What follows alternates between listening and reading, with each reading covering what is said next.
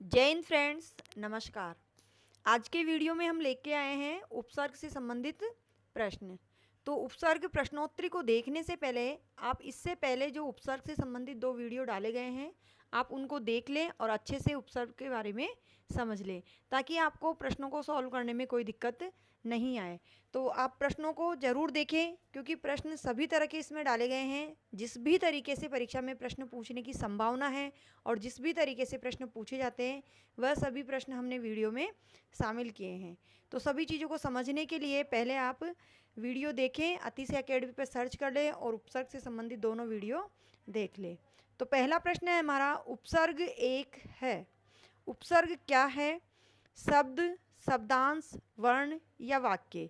तो हमारा सही आंसर होगा इसमें से शब्दांश, जैसा कि हमने पहले वीडियो में पढ़ा है।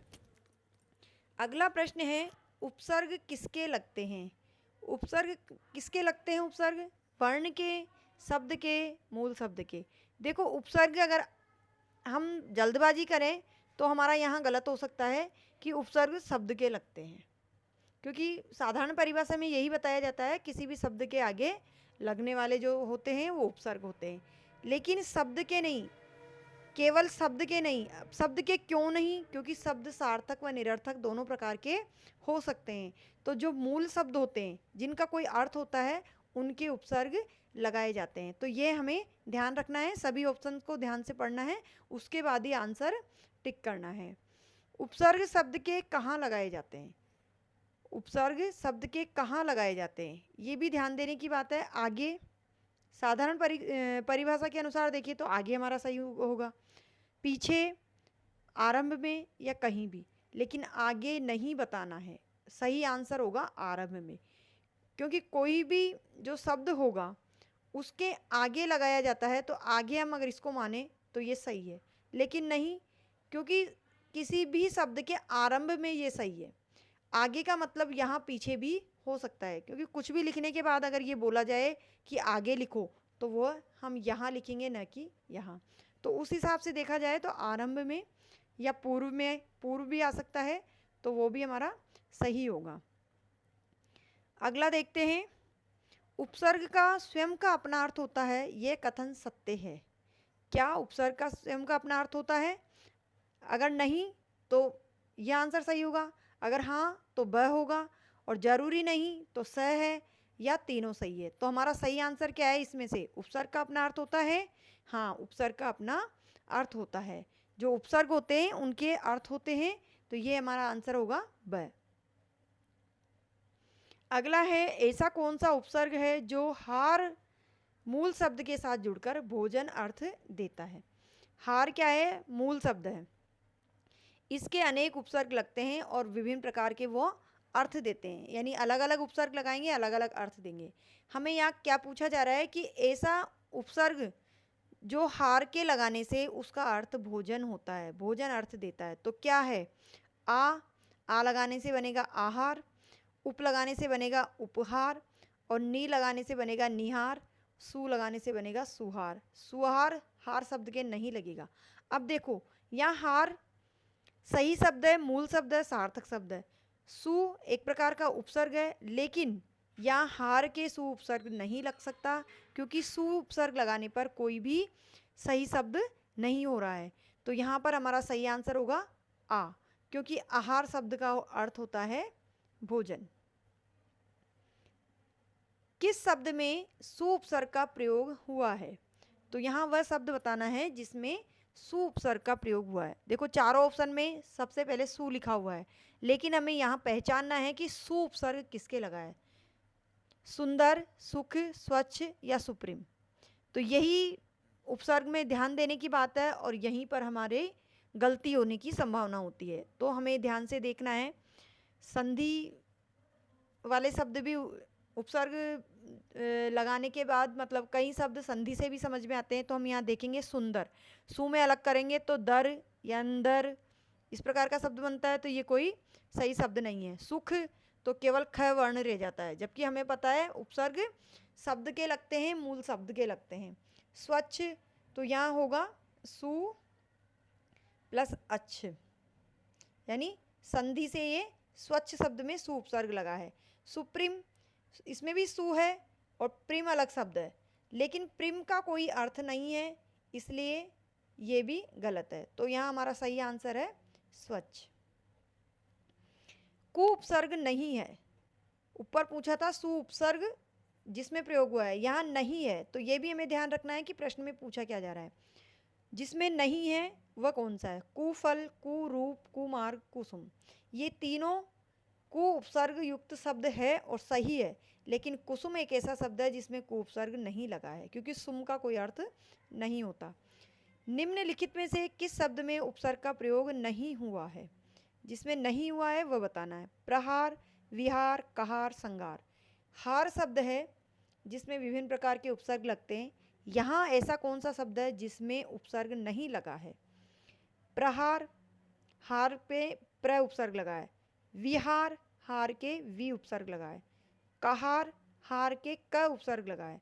और संघार, सम प्लस हार, हार के सम उपसर्ग लगा है।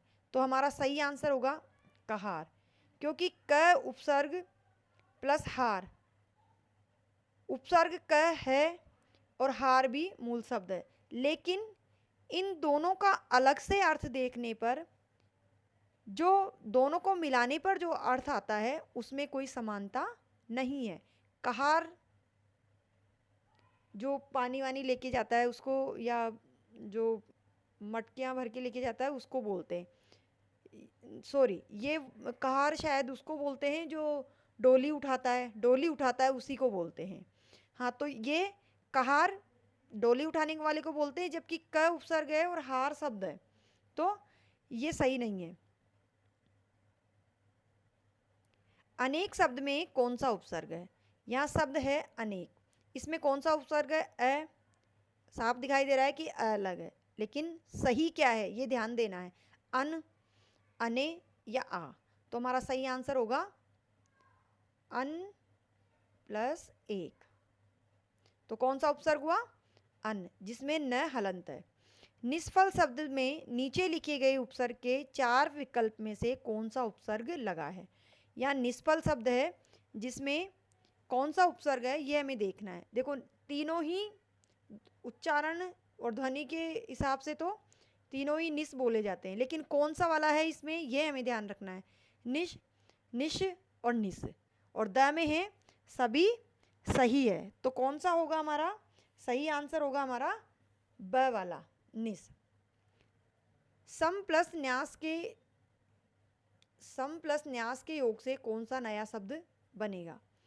संन्यास, समन्यास, समन्यास या संन्यास, तो कौन सा सही है? इसमें सही है हमारा द वाला। अंतरराष्ट्रीय में कौन सा उपसर्ग जोड़ा गया है? ये संस्कृत के उपसर्ग हैं। 2 उपसर्ग होते हैं, एक तो होता है अंतर, एक होता है अंतर। तो यहाँ हमें पहचानना है कि कौन सा सही उपसर्ग होगा। देखो, यहाँ उल्टा ये भी दे सकते हैं कि ऊपर उपसर्ग लिख दे और नीचे शब्द लिख दे, तो ये हमें ध्यान रखना है। जो अंतरराष्ट्रीय शब्द है वो इस प्रकार से लिखा जाता है और इस प्रकार से सही है, इसीलिए इसमें जो उपसर्ग है वह है अंतर, बिना हलंत वाला र। तो ये किस में है? अ में। उत उपसर्ग से बना हुआ शब्द नहीं है, यहाँ शब्द दिया हुआ है उत उपसर्ग है, और इनसे बने हुए जो शब्द है वह कौन सा नहीं है ये हमें पता करना है। उज्ज्वल, उद्धार, उभार और उद्गार। तो स के अतिरिक्त बाकी सभी में उत उपसर्ग है, तो हमारा सही आंसर होगा स, उभार। अति उपसर्ग से बना हुआ शब्द नहीं है। अति उपसर्ग किसके नहीं लगा हुआ? जो शब्द दिए हुए हैं उसमें अत्युक्ति, अत्यावश्यक, अत्याचार और अतिथि। तो देखो, देखने से कौन सा शब्द सही लग रहा है? अतिथि, इसके लगा हुआ है ऐसा प्रतीत हो रहा है, लेकिन हमारा सही यह है कि इसमें नहीं है, अतिथि में नहीं है, क्योंकि अतिथि एक पूर्ण मूल शब्द है, इसमें यह अति उपसर्ग नहीं है। जबकि सब में आधा त दिखाई दे रहा है, तो यहाँ ये यण संधि के अनुसार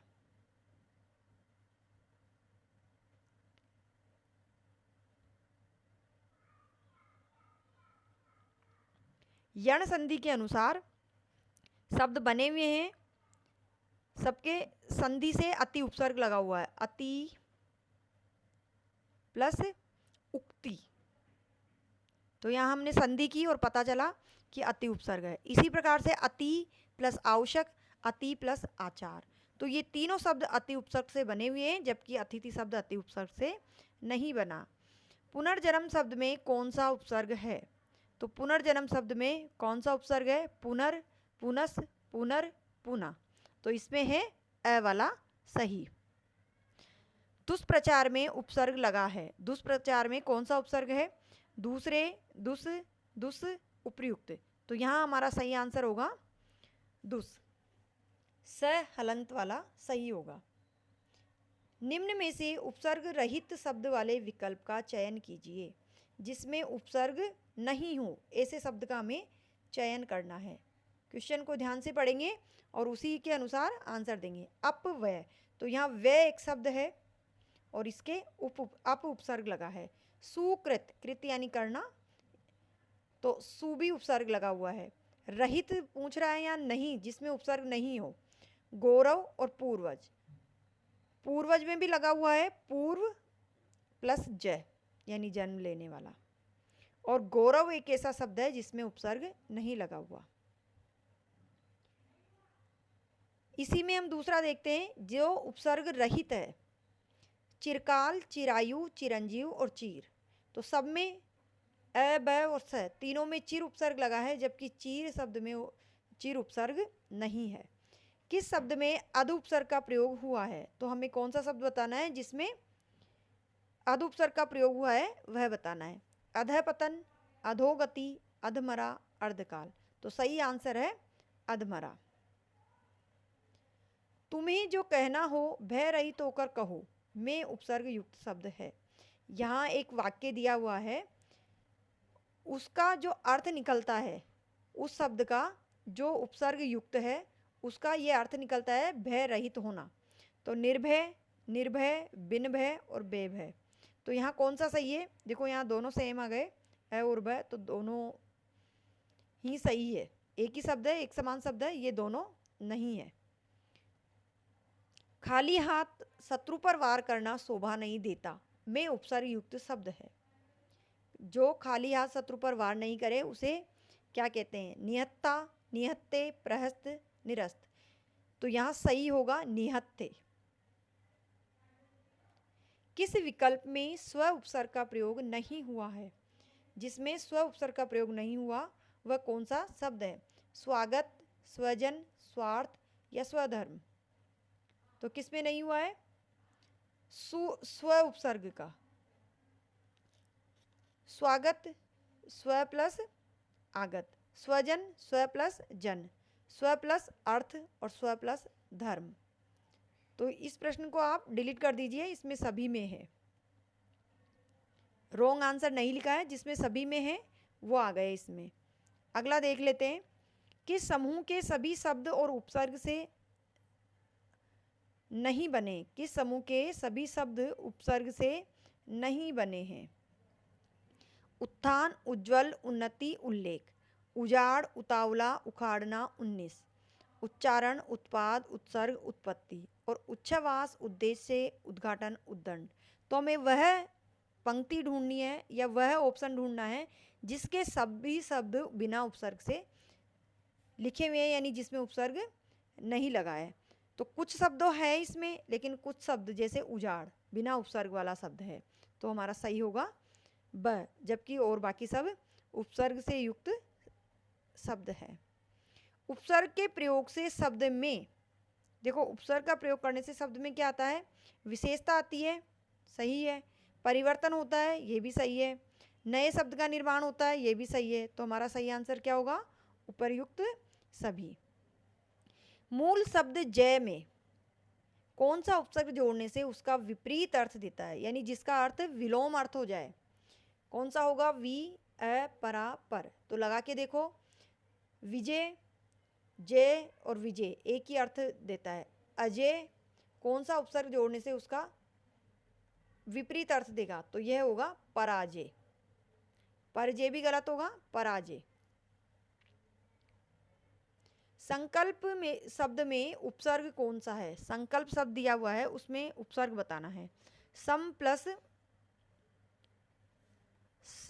स जिसकी केवल अनुस्वार लगा हुआ है, संकल्प शब्द में बताना है। सम, सन और साम। तो इसका सही आंसर होगा स और आधा में हलंत वाला। अनुपस्थिति शब्द में उपसर्ग एवं मूल शब्द का सही विकल्प होगा। जो अनुपस्थिति शब्द है उसमें उपसर्ग और मूल शब्द बताना है। अनुपस्थिति, अनुपस्थिति, अनुपस्थिति और अनुपरिस्थिति। तो देखो हमें किस तरह से देखना है। अनुपस्थिति इसका हो नहीं सकता, अनुपरिस्थिति भी इसका नहीं हो सकता। अब हमें देखना है अनुपस्थिति या अनुपस्थिति, और यहाँ है अनुपस्थिति। तो ये अनु यहाँ ये देख के कर मत देना, क्योंकि इसका संधि विच्छेद करके देखेंगे। अन प्लस उपस्थिति, तो सही आंसर होगा स।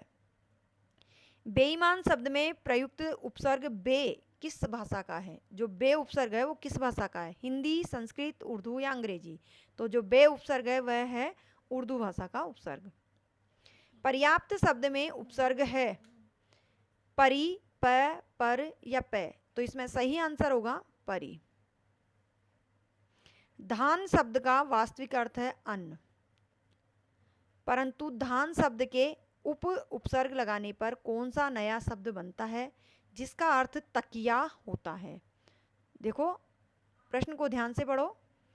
धान शब्द का अर्थ है अन्न, परंतु कोई उपसर्ग लगाने से उसका अर्थ हो जाता है तकिया। तो वो उपसर्ग लगाने के बाद कौन सा शब्द बनेगा? उपाधान, उदान, विधान या अभिधान? तो वह होगा उपाधान। संख्या में एक कम अर्थ हेतु कौन सा उपसर्ग लगाया जाता है? संख्या में एक कम हेतु कौन सा उपसर्ग लगाया जाता है? उन, दोनों या कोई नहीं? तो यहाँ दोनों ही उपसर्ग एक कम संख्या के लिए लगाया जाता है। 19, 29 इस प्रकार के शब्द बनते हैं। तो ये थे हमारे प्रश्न। प्रश्नों को आप ध्यान से देखें, एक बार दो बार प्रश्नों को रिवीजन कर ले ताकि परीक्षा में किसी प्रकार की कोई परेशानी न हो। अगर वीडियो पसंद आया हो तो प्लीज़ वीडियो को लाइक करें, शेयर करें और चैनल को भी सब्सक्राइब करें।